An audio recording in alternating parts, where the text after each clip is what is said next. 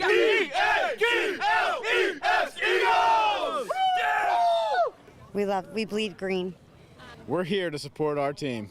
We bleed green here. I bleed green every day, 24/7, 365, baby. Eagles fans were flying high today as the entire Philadelphia Eagles team took to the field for training camp at Lehigh University, giving fans a chance to play coach and evaluate this year's talent. I don't like to put numbers. I like to put tangible results. Are you seeing a Super Bowl this year? I see a Super Bowl. I see many Super Bowls. Vic said dynasty. I say better than dynasty. I say a decade of greatness. All the way. We're doing it. We're going to the bowl.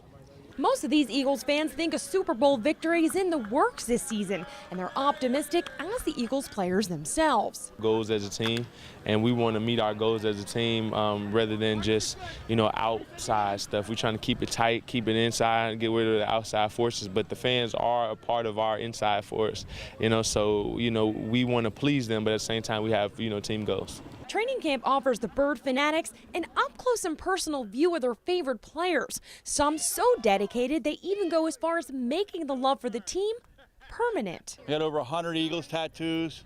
All my signatures are authentic. The players actually sign me the black Sharpie. We go to my shop, Bone Daddies, and we ink them right in.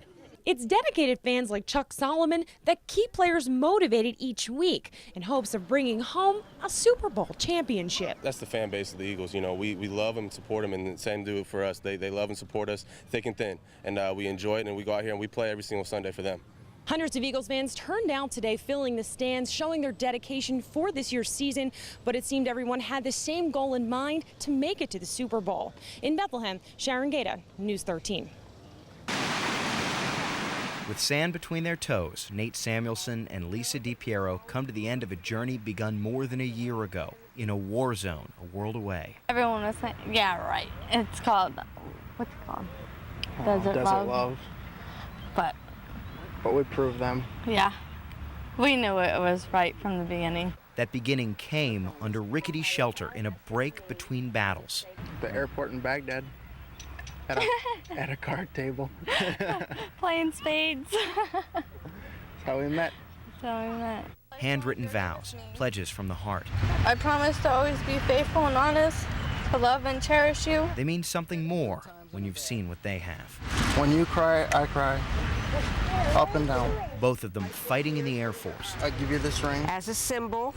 As a symbol. Building a relationship while defending an airfield under fire. He kept me safe. Every time we got mortar attacked, he'd be right there, making sure I was all right. But he's okay. Yeah, she kept me sane. Lisa's parents live in Venice, so to tie the knot, the couple trades the violent sands of Baghdad for the peaceful sands of Siesta Key. You may kiss your rise. For now, kisses come long distance. Where are you stationed right now? Seattle. And you are in?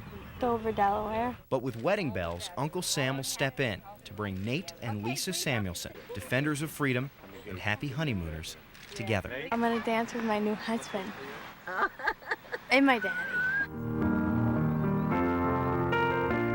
And at this moment, only the sand between their toes reminds them of the fight and fury of their past.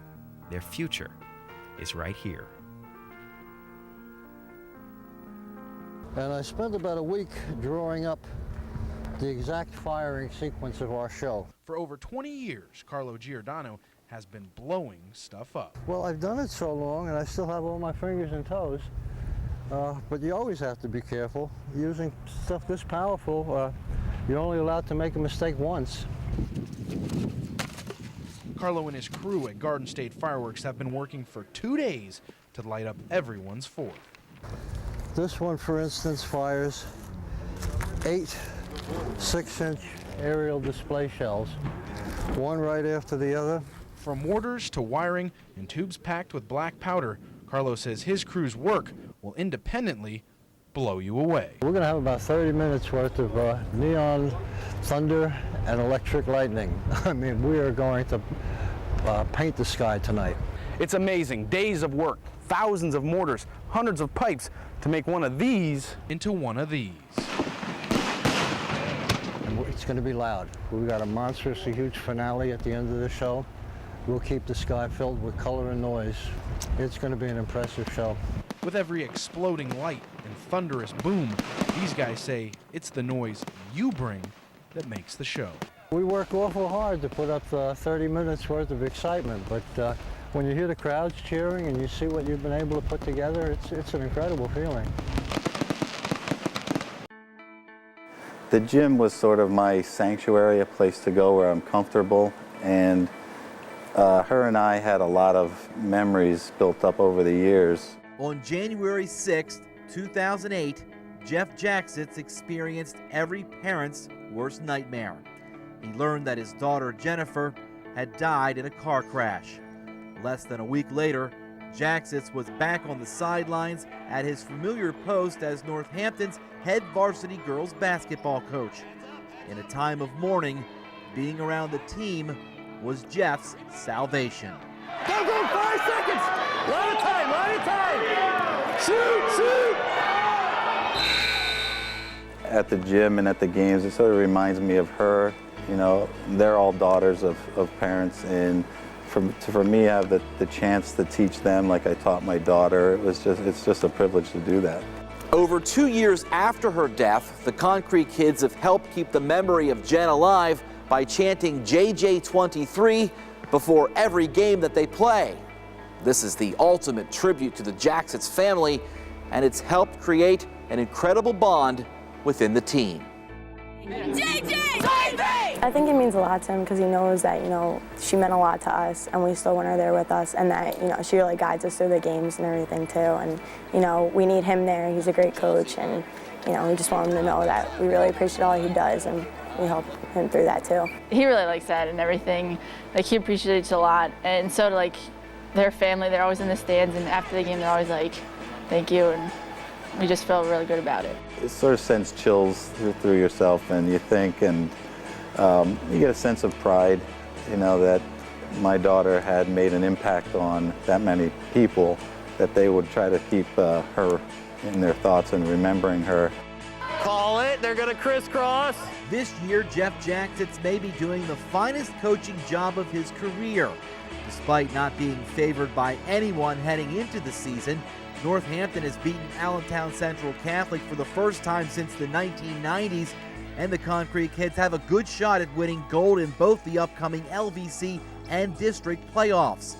What happens down the stretch remains to be seen, but one thing is certain.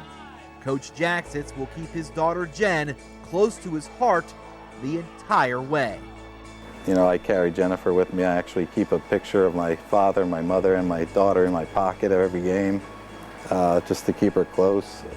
So, yeah, I think she's here every game. In Northampton, Mark McKeon, 13 Sports. JJ!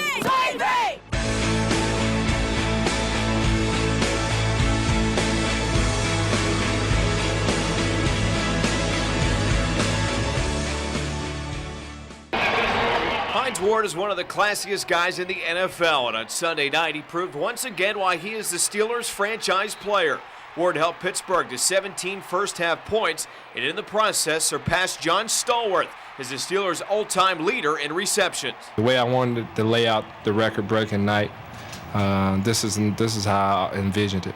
To be, win, get the record, help in the win, and to beat Cleveland. So it was a perfect night. I don't play football to try to break records. I just work my tail off to be the best player Hines Ward can be. Makes the plays he makes week in and week out, and I'm very happy for him to achieve what he achieved today. And he goes down with some of the great Pittsburgh Steelers that have played on the offensive side of the ball, and he deserves to be there. The Steelers seized total control of the game on the first drive of the third quarter. Antoine Randall took the pitch on the reverse and found Ward for a 51-yard strike, giving Pittsburgh a 24-7 advantage. He threw the ball. I was like, is that Randall? So it looked like a quarterback threw it, but he got the ball down there. Hines made a great play and scored. I told Antoine, just throw it out there and let me run up under, and He did an excellent job. He threw a great ball, only where I can get it. And once I caught it, I dove in, and it was just it was a special play. It was something that we knew was going to hit big for a touchdown. It was a good night for the Pittsburgh Steelers. Hines Ward sets a record. The team improves to 7-2. That's good enough for a tie atop the AFC North with the Cincinnati Bengals. The Steelers travel to Baltimore next week to take on the Ravens at 1 o'clock. In Pittsburgh, Jared Latch, Channel 6 Sports.